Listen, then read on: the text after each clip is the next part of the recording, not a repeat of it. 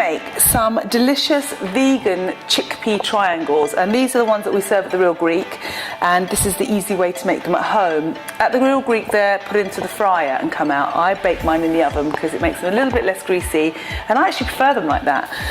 They are so easy to make. The ingredients that you need are chickpeas, and I always prefer organic chickpeas. Get them in water, not in brine, because sometimes they're a bit too salty.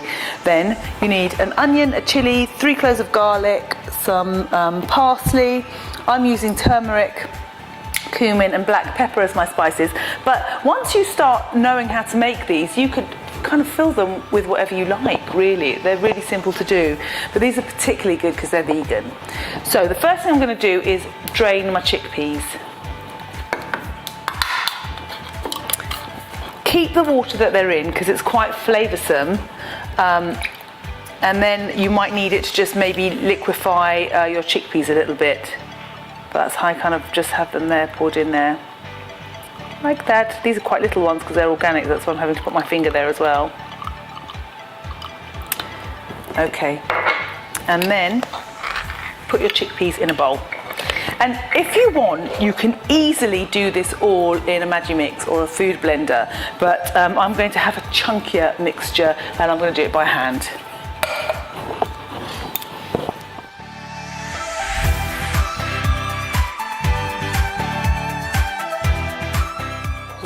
Coarsely crushed. As I said, if you want a really smooth filling, just put it all in a food blender. And to the chickpeas, it's a really simple case of just adding everything. So I'm going to add onions, 3 cloves of garlic, a sliced red chilli, which gives it a bit of a kick. I keep the seeds in because I do like a bit of spice. Some people take the seeds out so it's not too hot. Parsley, cumin, and some turmeric, salt and black pepper. So I'm just going to literally just keep chucking everything in the bowl.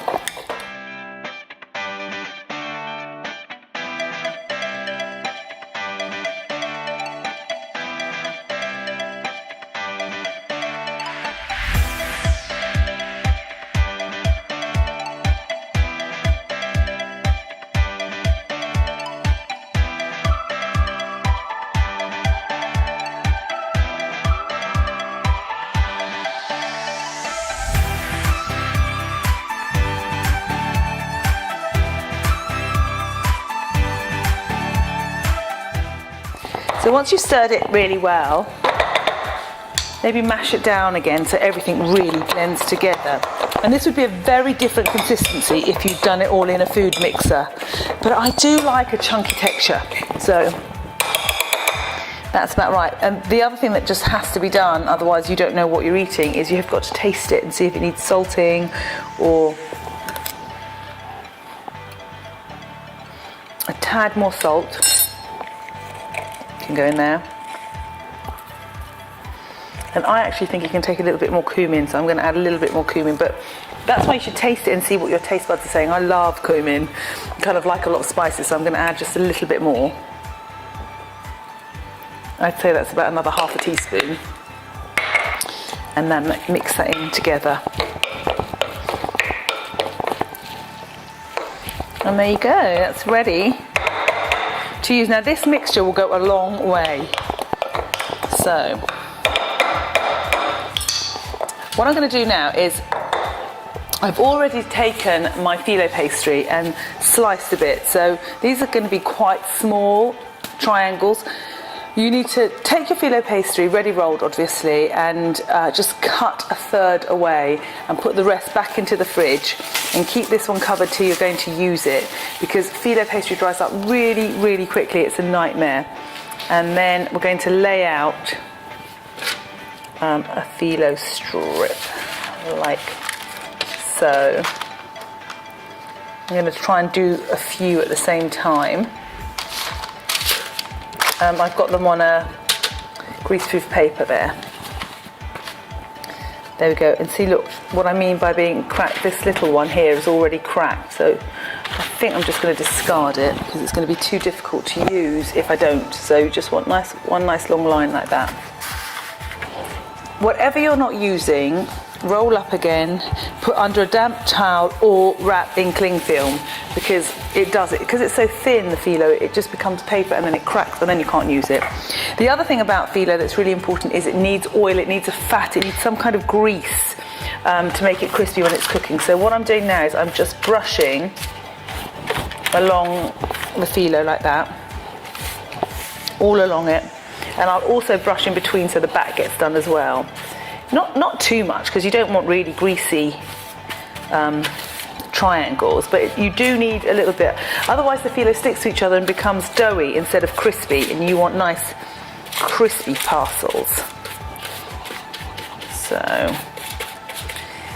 and then it's a case of doing the folding, which is so easy, and I'm going to show you in 1 second. Now, you can fill this with what I've done, which is chickpea, or you can do it with spinach. You can add, I mean, the very kind of traditional Greek thing is a spanakopita, when they put feta and spinach in, but because we're doing vegan, we've got this lovely mix here. So, you want to take a little teaspoon like this, not too big, and put it in the corner of your phyllo. And then what you've got to do is take the corner of the phyllo and fold it over and make a triangle like that. And then a little bit of oil so it seals. And then it's just a case of rolling it, literally rolling it, so it keeps becoming a triangle. So you keep getting the edges in like so. You need to press down onto the open corners, otherwise they will split open when they're being baked. It's not so bad when you're baking, but when you're frying it's a nightmare, because they'll split open and all your filling will come out. So you just need to make sure that you've got enough space in between to push it down, stop them from unfolding. There we go. Oh, just keep rolling it round. A little bit of oil, like so, and then you're left with a little corner, and that's the one that you need to make sure seals down really nicely like that. And sometimes you're left with a little bit like that, and the thing to do with that is just put some oil on it, roll it around and just tuck it under, and they look like little samosas, I suppose, but these are chickpea triangles, and I keep doing them till we end up with a lot of those, and then you're going to bake them off.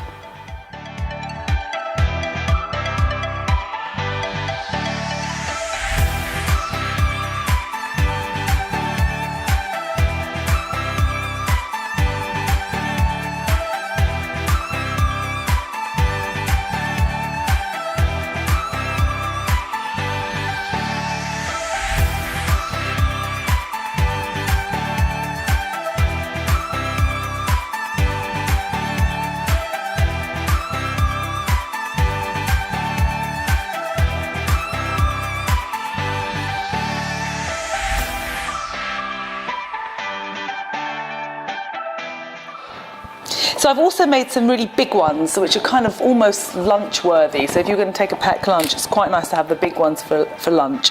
They will puff up. I'm going to put them in the oven for, the small ones need about 12 to 15 minutes, the larger ones about 18 minutes at 180.